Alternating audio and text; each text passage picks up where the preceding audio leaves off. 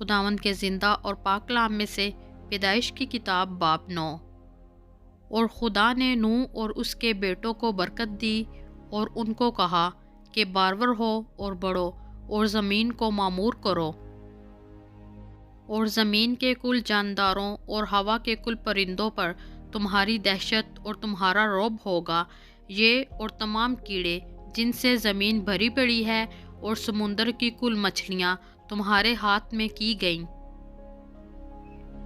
ہر چلتا پھرتا جاندار تمہارے کھانے کو ہوگا، ہری سبزی کی طرح میں نے سب کا سب تم کو دے دیا، مگر تم گوشت کے ساتھ خون کو جو اس کی جان ہے نہ کھانا۔ میں تمہارے خون کا بدلہ ضرور لوں گا، ہر جانور سے اس کا بدلہ لوں گا، آدمی کی جان کا بدلہ آدمی سے اور اس کے بھائی بند سے لوں گا۔ جو آدمی کا خون کرے اس کا خون آدمی سے ہوگا، کیونکہ خدا نے انسان کو اپنی صورت پر بنایا ہے۔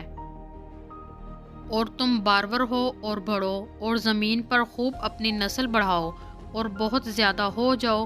اور خدا نے نوح اور اس کے بیٹوں سے کہا، دیکھو میں خود تم سے اور تمہارے بعد تمہاری نسل سے اور سب جانداروں سے جو تمہارے ساتھ ہیں، کیا پرندے کیا چوپائے، کیا زمین کے جانور، یعنی زمین کے ان سب جانوروں کے بارے میں جو کشتی سے اترے عہد کرتا ہوں۔ میں اس عہد کو تمہارے ساتھ قائم رکھوں گا کہ سب جاندار طوفان کے پانی سے پھر ہلاک نہ ہوں گے، اور نہ کبھی زمین کو تباہ کرنے کے لیے پھر طوفان آئے گا۔ اور خدا نے کہا کہ جو عہد میں اپنے اور تمہارے درمیان اور سب جانداروں کے درمیان جو تمہارے ساتھ ہیں پشت در پشت ہمیشہ کے لیے کرتا ہوں، اس کا نشان یہ ہے کہ میں اپنی کمان کو بادل میں رکھتا ہوں، وہ میرے اور زمین کے درمیان عہد کا نشان ہوگی۔ اور ایسا ہوگا کہ جب میں زمین پر بادل لاؤں گا تو میری کمان بادل میں دکھائی دے گی، اور میں اپنے عہد کو جو میرے اور تمہارے اور ہر طرح کے جاندار کے درمیان ہے یاد کروں گا، اور تمام جانداروں کی ہلاکت کے لیے پانی کا طوفان پھر نہ ہوگا، اور کمان بادل میں ہوگی، اور میں اس پر نگاہ کروں گا تاکہ اس ابدی عہد کو یاد کروں جو خدا کے اور زمین کے سب طرح کے جاندار کے درمیان ہے۔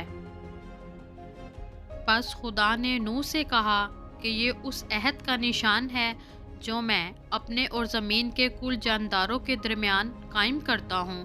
نوح کے بیٹے جو کشتی سے نکلے سم، حام اور یافت تھے، اور حام کینان کا باپ تھا۔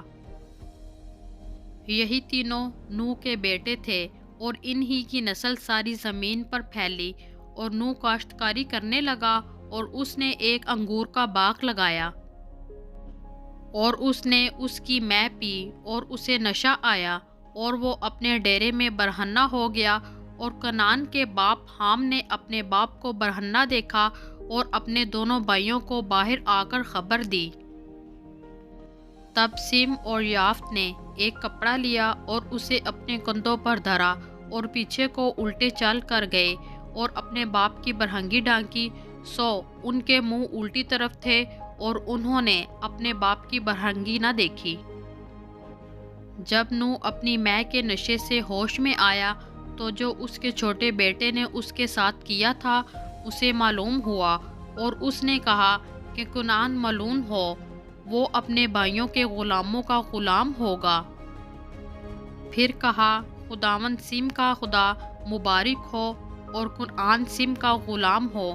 خدا یافت کو پھیلائے کہ وہ سم کے ڈیروں میں بسے، اور کنعان اس کا غلام ہو۔ اور طوفان کے بعد نوح 350 برس اور جیتا رہا، اور نوح کی کل عمر 950 برس کی ہوئی، تب اس نے وفات پائی۔